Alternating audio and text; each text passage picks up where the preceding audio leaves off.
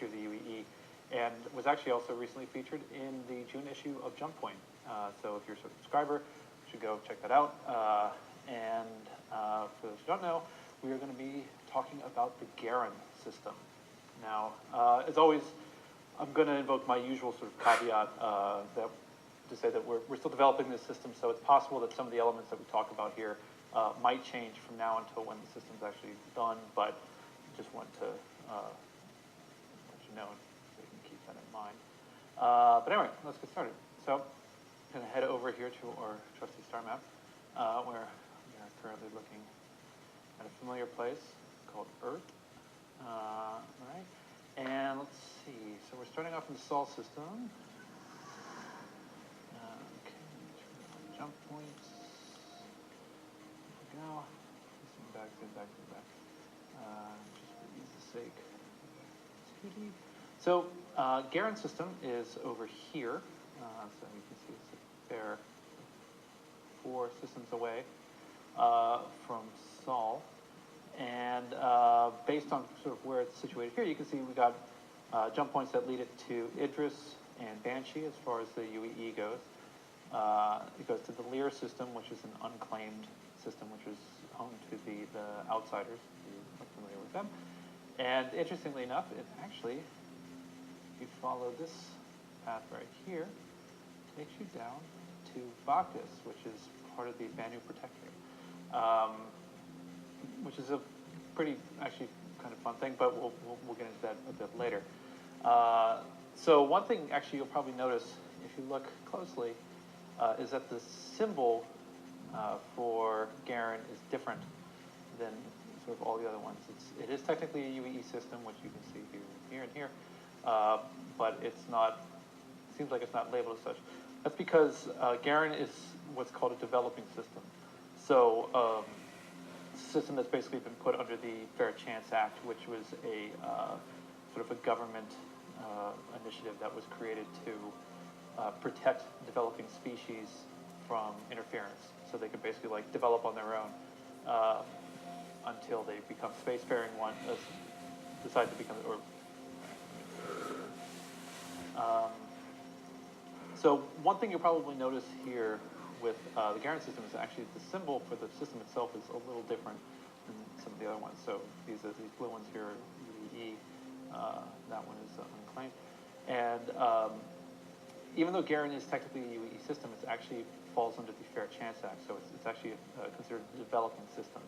The Fair Chance Act was basically a government bill that was passed that was designed to protect developing species from interference, basically. So basically, we would sort of set up a perimeter around them and shield them from outside interference so they can sort of grow and evolve on their own. And then once they become spacefaring, then we can establish contact and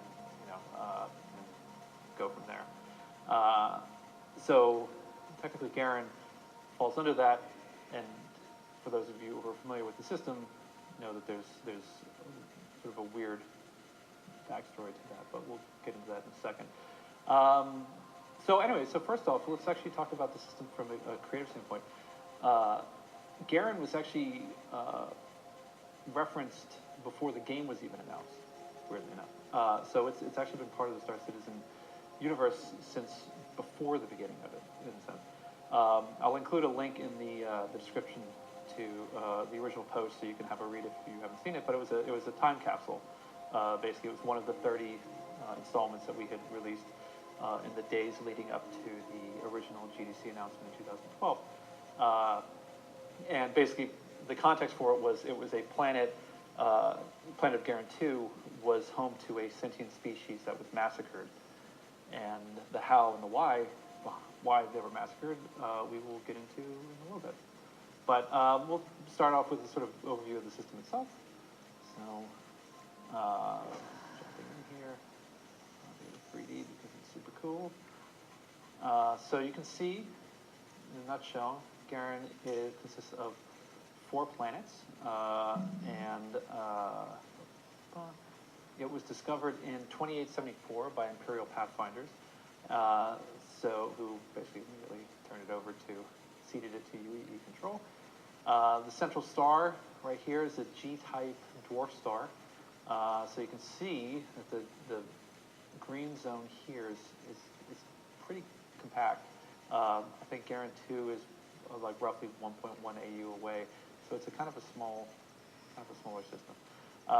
So planet-wise, we have Garan 1 here, which is right on top of this star here. So the surface of it, the idea of it is that it's really hot. That like obviously all the star-facing side of it is just basically like kind of a sea of lava, which personally I'm super jazzed about seeing in the game as it actually happens. But otherwise, there's not much else you can do with it because it's so close to the sun that it's too volatile. So we'll actually skip over Garan 2 for the time being because that's going to be sort of the meat of what we're talking about. Oh no, my fault. So we're going to go out to Garan 3, which is way out here. And Garan 3 is basically situated sort of right on the edge of the frost line here. So that's the green, sort of the green zone. Here's the beginning of the frost line, and then the end of it is sort of here-ish. So it's sort of right on the edge. But it was sort of, the idea is that it's classified as like a super Earth, but because of its position, basically it's sort of an ice planet. Like there's just sort of, there's no life on there. And then last but not least, we have Garan 4, which is way out here, which is basically just sort of a small kind of rock out in the middle of nowhere. Not a lot really to speak about. There is actually one of the things that we sort of talked about was that there was a sort of a monument that the UEE built out here called the Sentinel, which was sort of meant to commemorate the tragedy of Garan 2 and sort of remind people not to let that sort of awfulness happen again. So that being said, let's jump into Garan 2. So it was basically a rocky terrestrial planet, but the initial sort of surveyors were thrilled and stunned actually to find that there was a civilization on the planet's surface. And while they hadn't attained any kind of space travel or anything like that, like they were clearly sentient. There was clearly, this was the first steps of a society. So this was huge news at the time. So, I mean, because you got to bear in mind that like while we've sort of had indications of like ancient alien civilizations when we discovered planets, there's the ruins in Kazi on Terra, and obviously Hades' system is just a big graveyard. And of course, whatever animals exist on the planets that have sort of naturally occurring oxygen atmospheres and stuff like that. Humanity had only encountered other spacefaring sentient species to this point, so this was sort of a huge deal. And so the Imperator at the time was Linton Messer the 11th, and he decided that it was their obligation to uplift the species, and he gave a very powerful public address that featured the phrase "We will be gods," which can only lead to good things. And he was coming at this from the sort of right moral center. So anyway, a team was assembled to sort of to study the culture, and it was put under this guy, Michael Cheharelis, and he was sort of tasked with figuring out not only a way to communicate with them, but also exactly how to sort of introduce, technology to them. So it wasn't just about, landing on the planet and just dropping a spaceship and taking off. Like, how to properly kind of bring them up to sort of our level of understanding. So obviously not a very simple prospect.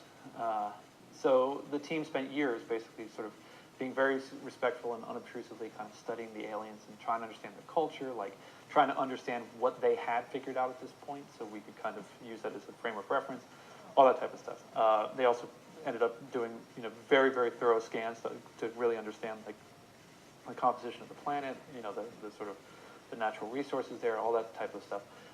So they had a complete picture that they could work from. So, unfortunately for pretty much everybody involved, Linton Messer the 11th was pretty much the sort of embodiment of what 2.5 centuries of viciousness, self-entitlement, and corruption can create. So he was a pretty horrible person. Now, before we continue on, it's actually also important to remember that where the rest of humanity was at this period in time. So this is around 2789. Now, you had the murder of Anthony Tanaka was 30 years ago, so the sort of very famous incident where this kid was executed. But since then, the seed of revolution had been slowly stewing. There have been kind of more and more activist groups being formed, and we're getting slightly emboldened, and there was this sort of palpable undercurrent to everything going on. I mean, Linton's father, Ulysses, was aware of it and was convinced, though, that sort of this construction of these sort of massive super complexes that just sort of extolled humanity's greatness and stuff like that would be sort of the answer to it, that would quell everybody and make everybody calm down, because it'd be like, oh, those buildings are super sweet, we're not mad at you anymore, type thing. He's wrong. But anyway, in a sense, when Linton sort of staged a coup to overthrow his father and seize power, basically, part of that was actually his sister Fiona went out and surreptitiously supported some of these activist groups, and the whole thing was sort of kicked off around this thing. He was trying to, Ulysses' sort of legacy was going to be this massive stadium called the Canos Stadium, and at the night of the opening, resistance groups basically bombed it and blew it up, and resistance groups that had been surreptitiously aided by Fiona and consequently Linton basically were responsible for it. And that was what facilitated Linton being able to grab power. So there was a lot of kind of dissent and violence that was brewing just underneath the surface of the UBE. So things were starting to kind of percolate, and Linton either didn't know or didn't care. I mean, to make the assumption that he probably just assumed that people wouldn't have the backbone to stand up to him, because he'd come from a long line of oppressors, basically. So arrogance was definitely one of his strong suits. So anyway, getting back to the people of Garen 2, years had passed. They're making very slow progress, obviously, because Scheherles is like being very respectful and all that type of thing. But so unfortunately, Linton grew kind of bored with the prospect, or just sort of moved on, checked out of that whole idea, or saw something else shiny and went chasing after that. So he kind of gave up on the notion of uplifting the creatures, and especially when he saw one of the very detailed reports listing the volume of resources that the planet had. So he sort of opted for wealth over his own, we will be gods thing. So he completely abandoned Scheherles' team and retasked them with basically providing information for companies and preparing reports and stuff like that, so he could basically kind of, get terraformers and mining consortiums to start a bidding war and basically rip the planet apart. I mean, just horrible stuff. He would like authorize tours to the planet's surface for executives to personally survey the thing. So of course there are these aliens down there who are freaking out because there's these things coming out of the sky and people walking around and pointing at stuff and taking notes and then getting back and flying away and stuff like that. So they were freaking out, obviously. But he didn't care. They sold off the rights. The imperial coffers swelled, and they flipped the terraformers on. So basically, all life on Garen 2 was asphyxiated to death as their atmosphere was transformed into something that was more habitable, palatable for us, and not for them. So probably one of the more horrifying things that you could do, and callous and heartless and sociopathic, everything. But it was the footage of this that was smuggled out. There was a resistance group called the Tide that smuggled this stuff out, this footage out, and released it to the public. And that turned out to be the catalyst that sparked the revolution. So from there, the revolution caught fire, and it just spread and went like gangbusters, and just everybody was up in arms and managed to do it after a couple hundred years of Messer oppression.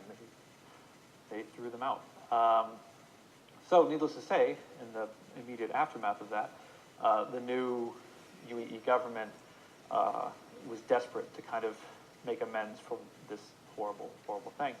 Now, everything was dead there, so there's not, they couldn't bring them back to life or something like that. But they basically dedicated a lot of resources and minds and companies and stuff like that to try and restore Garen 2 to its original state. So change the atmosphere back, try and replant stuff, all that type of thing. And so that's basically where it's been at. It's been sort of this sort of lasting monument to sort of how desperate our grief. Yes, I cannot remember all this. That's too much information, but I'm watching. I have to watch it 2, 3, 4 times. That would take me not do that, but I will watch it sometimes. Can become, but also at the same time, it's the symbol of the thing that basically allowed. But I will watch my own videos, all my 200 soon, all my Star Citizen videos. I will watch. Yes, soon. That's not in next week. When I'm finished uploading, I'm still 2 days behind, and I'm getting more and more behind my upload. When I'm uploading this, I get more and more because that takes really long time to upload. Humanity to kind of, take back their destiny, from awful people. So, where does that leave us today? So 2947. What is the system like now?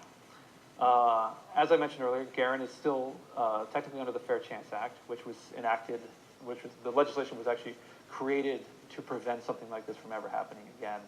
And so they sort of put the system under its control.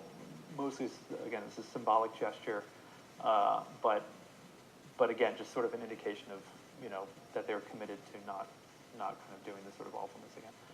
So anyway, so the surface of Garen 2 is off limits to civilians, but yeah, they're still kind of doing what they can to kind of bring it back to the way it was before we screwed it up. So outside of that, you can notice right here by the sun, you have O.B. Heller, which was actually the original research station that Scheherless's team used to study the planet, and now consequently is what the scientists were using to try and restore the planet. There's also, we were talking about having like basically a museum for about terraforming and sort of the responsibilities of terraforming and stuff like that to try and educate the people, and again, prevent people from ever letting something like this happen again. And it's not situated on the map yet. I mean, I assume that it's, with a lot of our other like developing systems, we have stations that are military bases and stuff. And I assume that there would be some kind of military or law enforcement, but we haven't, as of yet, kind of placed them yet. So as far as training opportunities go, you have there's some mining consortiums set up on Garen 3, which I can't seem to find. There it is. So basically, like, they were to help fund kind of the development of the restoration of Garen 2. The idea was that they needed to generate some extra cash to help support it, and so they did a very deep dive study basically on Garen 3 to make sure that it was obviously not habited, and then they started doing some mining operations on it to help subsidize some of the things they were doing. And but otherwise, as I mentioned before, one of the interesting things is, again, you have a jump point over here to Bacchus. So basically technically one of the bigger Banner systems. And even though actually technically Coral is considered the more commercial route into Banu space, this is a pretty direct line straight into kind of one of the trading hubs of the Protectorate, and is actually one of the sites of the Gathering, which is what the sort of the Banu events where the leaders kind of get together to talk about civilization spanning issues and stuff like that. So yeah, you basically get a lot of people coming through here, to go swing into Banner Space and see what's going on over there, because they're super fun. So yeah, that's pretty much Garen in a nutshell. Again, if you're a subscriber and you'd like to learn more, you should check out the Galactic Guide from the June issue of Jump Point. And there's also actually some additional information in that same month in the portfolio from that month. We did a thing on Rayari, which one of the founders was actually part of Shaharless's original team, and the company helped with some of the restoration stuff, specifically with the agriculture and the plants and stuff like that. So it's pretty fun. Otherwise, you should totally check out, if you haven't poked around the star map here, you should never waste an opportunity to do that. It's very pretty and very addictive. Yeah, again, I'd like to thank our subscribers for making shows like this possible, and of course a big thank you to our entire community for making all of this possible. So it's great, and I will see you next time.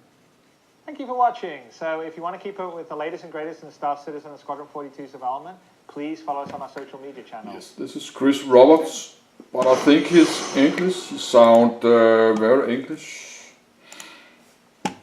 But he lives in Los Angeles. Yes,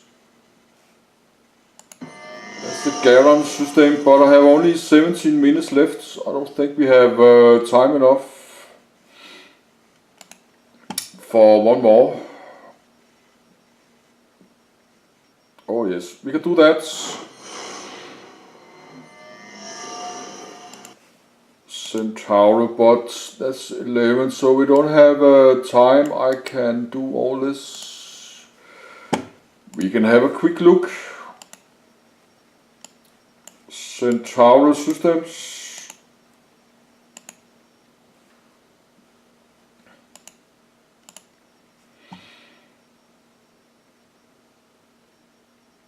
Yes, that's the Centauri. Blue star. And probably this planet is too close. That's a protoplanet. A protoplanet with no atmosphere or known resources.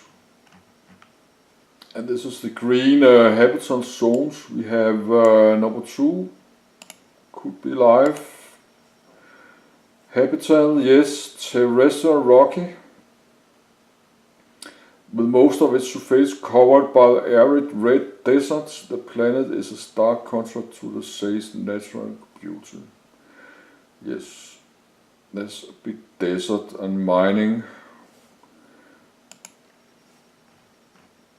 I don't have so much time on my memory card, so I have to be a little bit fast. I have to look.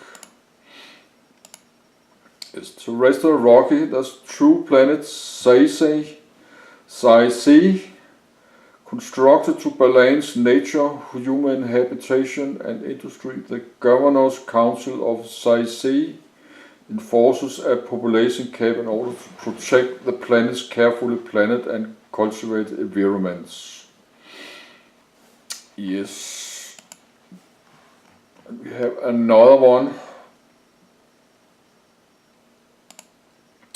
Centauri 4, terrestrial rocky, a rocky cornerless planet whose surface is scarred by impact craters.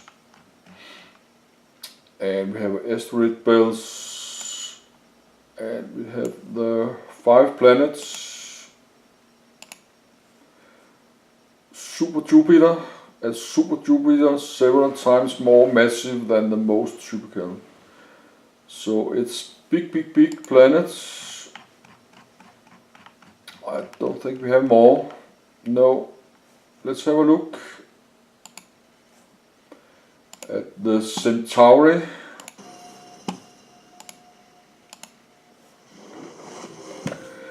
Yes, 14 minutes left on my memory cards. And this takes 11 minutes, so that fits nice. I have 2-3 minutes left.